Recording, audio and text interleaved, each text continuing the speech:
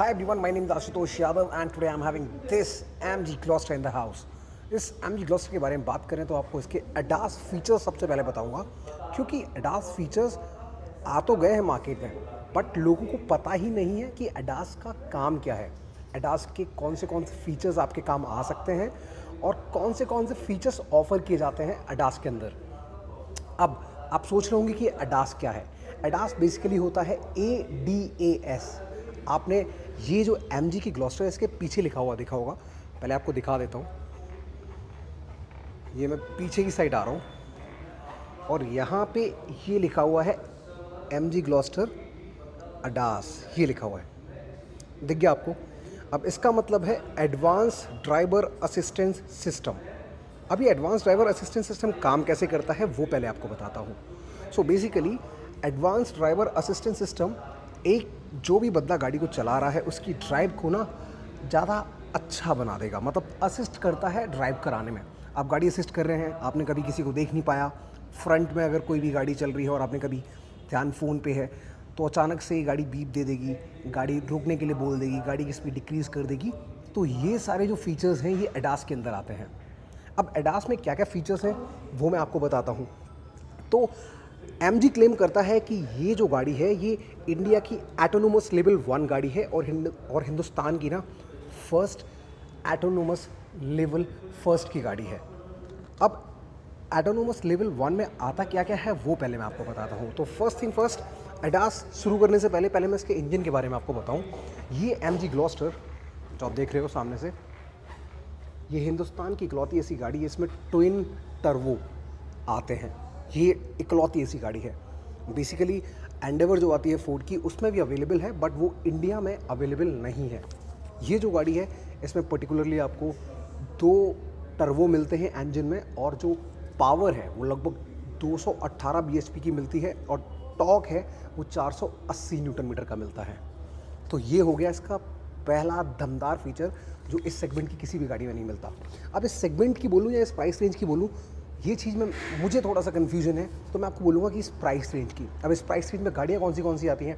पहली आती है एंडेवर, दूसरी आती है फॉर्च्यूनर जो कि सेगमेंट लीडर है और सबसे ज़्यादा सेल करती है, तीसरी महिंद्रा की आप लोगों को पता है अल्टुरस G4 और ये चौथी गाड़ी है ग्लॉस्टर। इस फुल साइज SUV सेगमेंट में क्या क्या है खास और क्या क्या मिल रहा है वो मैं आपको इस वीडियो में बता रहा हूँ। अगर आप जानना चाहते हो कि क्या प्राइजेज़ हैं, क्या और सारे फीचर्स हैं, क्या अलग से फीचर्स हैं, कैसा बम्पर है, कैसा व्हील है, वो सारा का सारा मैंने एक वीडियो में पहले ही कवर किया हुआ है, आपको मेरे चैनल पे पहले से वीडियो मिल जाएगा। बट इस वीडियो के बारे में अभी आपको बता रहा हूँ। तो मैं ADAS की बात कर रहा था, एडवांस ड्राइवर असिस्टेंस सिस्टम की। तो उसका जो पहला फीचर है वो है lane departure warning. So in case आपकी गाड़ी 60 और 60 किलोमीटर प्रति घंटे की रफ्तार से ज़्यादा रफ्तार पर चल रही है, 60 किलोमीटर प्रति घंटे की रफ्तार से ज़्यादा रफ्तार पर चल रही है, आप मेरे वर्ड्स पे ध्यान दीजिए, तब ही वो फीचर एक्टिवेट होगा। और जब भी आप कोई लेन चेंज करोगे, so for example let's say आप कभी भी लेन चेंज करते हो, आप हाईवे पे चल रहे हो और आप अचानक से लेन चेंज करते हो तो ये बीप देना स्टार्ट कर देगी।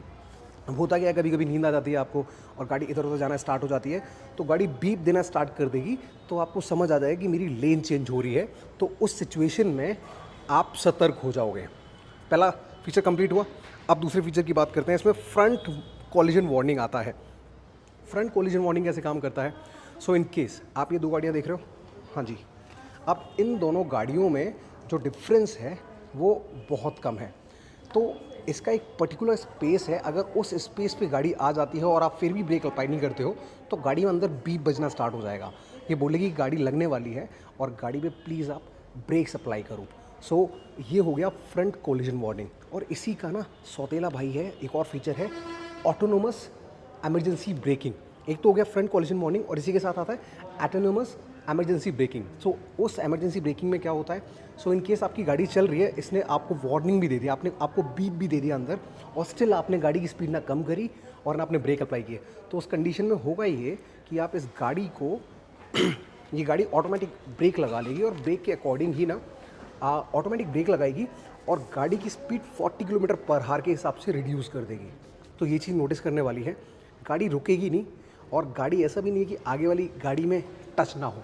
May be there are chances कि अगर गाड़ी की स्पीड 40 हुई तो 0 आ जाएगी, मतलब दैट मीन्स 40 से नीचे हुई तो स्लो तो रुक जाएगी और अगर 80 पे है गाड़ी तो 40 पे आ जाएगी। गाड़ी 60 किलोमीटर प्रति घंटे की रफ्तार पे है तो वो 20 पे आ जाएगी। तो इस चीज़ का ख्याल रखिए स्पेशली।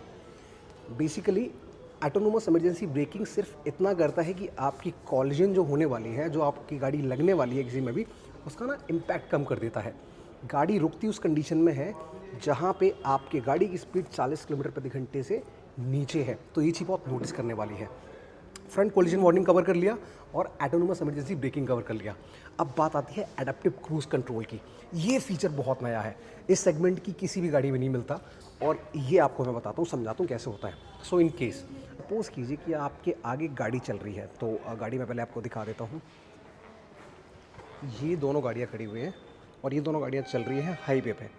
अभी आपने एडेप्टिव क्रूज़ कंट्रोल सेट किया। एडेप्टिव क्रूज़ कंट्रोल सेट कैसे होगा? एक लिमिटेड टाइम पीरियड के लिए आप क्रूज़ कंट्रोल सेट कर सकते हो, पहली चीज़। दूसरी चीज़, आप एक लिमिटेड स्पीड पे क्रूज़ कंट्रोल सेट कर सकते हो। क्रूज़ कंट्रोल में होता क्या है कि आपको एक्सेलरेटर, ब्रेक, क्लच, आपने नीचे जहाँ भी पैर रखे हुए हैं किसी भी लीवर पे, आप वहाँ से अपना पैर हटा सकते हो। यानी कि सिर्फ आपको स्टीयरिंग पकड़ना होता है और जो एक्सेलरेटर लीवर होता है, क्लच लीवर होता है, ब्रेक लीवर होता है, वहाँ से आपको पैर हटा लेना होता है। मतलब स्टीयरिंग साधना है, दैट्स इट। अब आपने पैर हटा लिया और ये दोनों गाड़ियाँ चल रही हैं। तो अगर इस वाली गाड़ी ने अगर ब्रेक मारा तो वो गाड़ी ऑटोमेटिक, मतलब अगर 100 पे चल रही थी गाड़ी, ये वाली आपकी गाड़ी भी आपने 100 पे सेलेक्ट की हुई है और बीच में इतना डिस्टेंस मेंटेन किया हुआ है। अगर इस गाड़ी ने ब्रेक मारा और ये गाड़ी 80 पे आई तो आपकी गाड़ी भी इसी गाड़ी के अकॉर्डिंग अपनी स्पीड स्लो डाउन कर लेगी। और इन केस अगर ये गाड़ी रुक गई आगे आगे, ये भी गाड़ी अगर इसके पीछे और इसे फॉलो कर रही है तो ये भी गाड़ी अपने आप रुक जाएगी। ये है एडेप्टिव क्रूज़ कंट्रोल। फिर आप बोलोगे कि अब फिर से मुझे अब मुझे दोबारा से एक्सेलेटर छूना पड़ेगा, क्लच छूना पड़ेगा, ब्रेक छूना पड़ेगा। तो ये नहीं होगा। अब ये गाड़ी दोबारा चलना स्टार्ट होगी तो इसे फॉलो करते हुए दोबारा से चलना स्टार्ट हो जाएगी। आई मीन टू से कि दोबारा से जैसी ब्रेक हटाएगी, 0 से 100 दोबारा से आ जाएगी।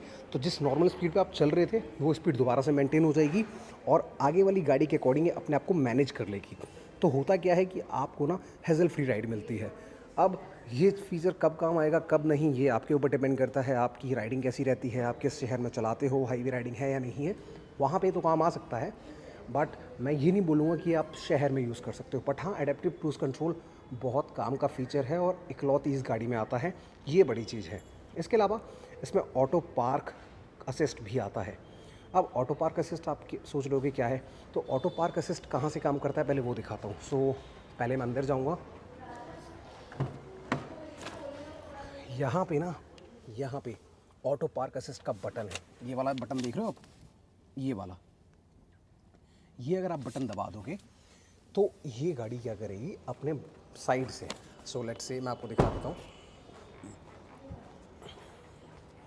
सो आप लेके आए गाड़ी और गाड़ी आपको अगर यहाँ पे लगानी है, ये जो स्पेस आपको दिख रहा है और गाड़ी के लायक स्पेस है, तो गाड़ी अपने आप सर्च कर लेगी। आपको अंदर वाला बटन दबाना है और गाड़ी अपने आप डिसाइड कर लेगी कि गाड़ी को कहाँ लगना है। अब आपको लगाना किस साइड है वो चीज़ आपको खुद उस साइड का इंडिकेटर देना पड़ेगा और उसके अकॉर्डिंग फिर आप गाड़ी लगा सकते हो।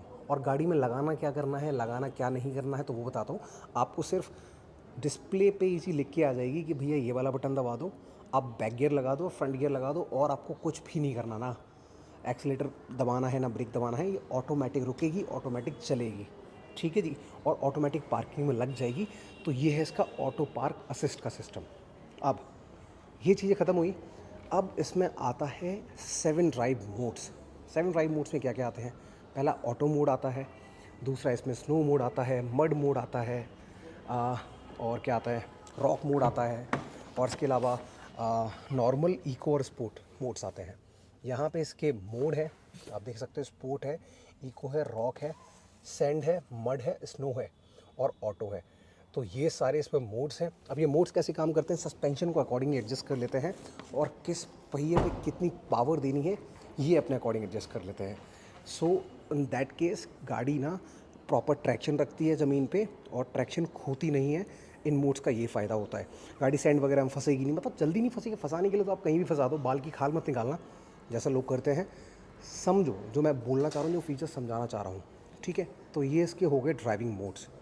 इसका एक और बहुत अच्छा फीचर है कि इसमें ना जो चारों पहिए हैं उनका एक बहुत तगड़ा फीचर है। वो ये है कि इसमें 4 व्हील ड्राइव, वो 4 wheel smart drive all terrain system आता है। तो लेट्स से कि ये 4x4 है, मतलब चारों पहिए इसके ताकत लगाते हैं बहुत सारी। अब ये जो आप MG देख रहे हो ना, ये वाली, इसके फ्रंट व्हील में ताकत है, मतलब इंजन जो है फ्रंट व्हील से कनेक्टेड है, और इसके आगे वाले पहिए ही ताकत लगाएंगे। इस गाड़ी में क्या है MG ग्लॉस्टर में, इसके आगे वाले पहिए, पीछे वाले पहिए, लेफ़्ट, राइट, फ्रंट, रियर, चारों व्हील पावर लगाते हैं। अगर इन केस आपकी गाड़ी 4x4 है और गाड़ी को लग रहा है कि आपको 4x4 की ज़रूरत नहीं है, तो आगे वाले व्हील पे पावर ये ऑटोमेटिक कट ऑफ कर देगी और आपको बेटर फ्यूल इकोनॉमी दे पाएगी। इसके अलावा इसमें क्या है, इसमें एक और अच्छी चीज़ है कि ऑन डिमांड टॉर्क मिलता है। मतलब इन केस अगर आप ऑफ रोडिंग पे लेके गए तो 2x2 से 4x4 पे आ जाएगी और चारों पहियों में फिर ताकत आ जाएगी। तो मतलब आपको 2x2 और 4x4 पे कन्वर्ट करने की ज़रूरत नहीं है, मतलब 4x2 और 4x4 पे कन्वर्ट करने की ज़रूरत नहीं है। गाड़ी खुद ब खुद ऑटोमेटिक एडजस्ट करती है कि कितने पहियों पे पावर देना है, कितनों पे नहीं देना है। और उसमें एक और अच्छा फीचर आता है, वो क्या आता है, electronic differential lock. So in case गाड़ी कहीं फंसा गई है और एक पहिया हवा में है, 3 पहिए ज़मीन पे हैं, और कभी कभी होता है कि 2 पहिए आपके हवा में हैं और 2 पहिए आपके ज़मीन पे हैं गाड़ी के, तो उस सिचुएशन में क्या होगा, इलेक्ट्रॉनिक डिफरेंशियल लॉक क्या करता है कि जिस व्हील पे पावर देनी है सबसे ज़्यादा, मतलब जो व्हील ज़मीन पे है और जहाँ पे सबसे ज़्यादा टॉर्क की ज़रूरत है, उस टॉर्क पे इंजन के थ्रू ऑटोमेटिक सबसे ज़्यादा पावर पहुँचती है और 100% पावर पहुँचती है, जिससे गाड़ी आपकी फंसे ना और आपको एक कंफर्टेबल राइड मिले। ये थे इसके कुछ बेसिक फीचर्स, और ये था ADAS, advance driver assistance system.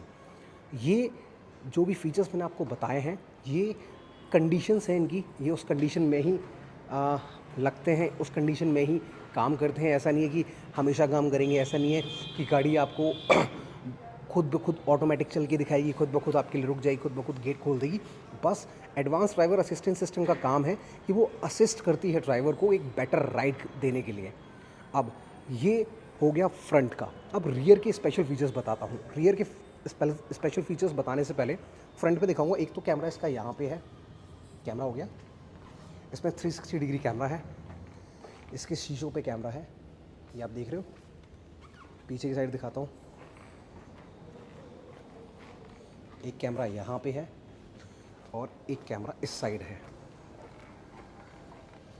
So in case अगर आप टाइट पार्किंग में खड़े हो तो वहाँ पे ये गाड़ी इंश्योर करती है कि आपकी गाड़ी लगे ना किसी से और गाड़ी टकराए ना, और गाड़ी प्रॉपर पार्क हो जाए।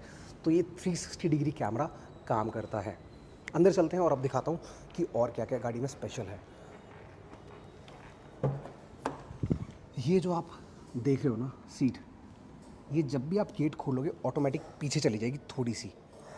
ये महिंद्रा में भी आता है बट इसमें नया फीचर है ये। और सीट में आपको मसाजर भी मिलता है और लंबर सपोर्ट, आगे पीछे ऊपर नीचे सीट आप कर सकते हो। 12 वे एडजस्टेबल सीट है ये। तो लंबर सपोर्ट के साथ साथ इसमें मसाजर भी है, और इन केस आप थक गए हो तो यहाँ पे मसाजर्स होते हैं, ये पूरे में मसाज करा सकते हो। और ये सिर्फ फ्रंट ड्राइवर सीट पे ही अवेलेबल है, तो ये फीचर आपको जान लेना चाहिए। अंदर मूव करते हैं और अंदर दिखाता हूँ क्या है स्पेशल इसमें। ये जो आप चीज़ देख रहे हो, ये है पैडल शिफ्टर्स। सो कभी कभी होता है कि अब ऑटोमेटिक गाड़ी है, इसमें 8 स्पीड टॉर्क कन्वर्टर यूनिट लगी हुई है। अब 8 स्पीड टॉर्क कन्वर्टर सोचोगे क्या है, तो बेसिकली टॉर्क कन्वर्टर एक ऑटोमेटिक गियर बॉक्स का टाइप है, और 8 स्पीड मतलब 8 गियर है इसमें, 8 फ्रंट गियर है और 1 बैक गियर है, ठीक है। ये जो लीवर्स देख रहे हो, ये प्लस वाला मतलब गियर प्लस करने के लिए है, ये माइनस वाला यानी कि गियर माइनस करने के लिए है। तो ये आप अच्छी राइड, एक बेटर स्पोर्टी राइड पाने के लिए यूज़ कर सकते हो। ये जो गियर लीवर्स हैं, इनकी ये चीज़ बहुत अच्छी है। तो इस चीज़ का ख्याल रखो कि अगर इन केस आप कहीं भगाने जा रहे हो गाड़ी और आपको थोड़ी सी स्पोर्टी राइड चाहिए, तो आप इन्हें यूज़ करके ना ज़्यादा स्पोर्टी कर सकते हो। तो बेसिकली होता ये है कि आप ज़्यादा आरपीएम तक होल्ड कर सकते हो। तो ये है इनके गियर लीवर्स का काम। इन्हें गियर लीवर भी बोल लो, पैडल शिफ्टर्स भी बोल लो, चाहे कुछ भी बोल लो, ये होगी बेसिक चीज़। इस ग्लॉस्टर में एक और बहुत अच्छी चीज़ आती है, और वो स्पेशल चीज़ है, और वो सिर्फ इसी गाड़ी में है। वो ये कि इसमें diesel exhaust fluid, that means कि जो डीजल का एग्जॉस्ट फ्लूइड होता है, आजकल हर गाड़ी में पड़ रहा है डीजल एग्जॉस्ट फ्लूइड, तो अगर आपकी गाड़ी का ख़त्म हो जाता है तो इस गाड़ी में ना एक स्पेशल चीज़ दिया गया है। ये मैंने खोला और अब देखो, दिख तो नहीं रहा होगा, आई नो, बट स्टिल थोड़ा मैनेज करो आप। यहाँ पे ना एक स्विच है, ये इसे आप उठाओगे ना, ये इसे आप खोल लोगे और यहाँ पे एक बटन है। अगर वो प्रेस करोगे तो आपकी गाड़ी में अगर डीजल एग्जॉस्ट फ्लूइड ख़त्म भी हो गया है, तब भी डीजल एग्जॉस्ट फ्लूइड रिलीज़ हो जाएगा और आपकी गाड़ी लिमिटेड किलोमीटर्स तक चल पाएगी। तो इसमें ना इमरजेंसी एग्जॉस्ट फ्लूइड का इंतज़ाम भी किया गया है, जो कि स्पेशल चीज़ है, जो कि फॉर्च्यूनर और एंडेवर में नहीं आता है।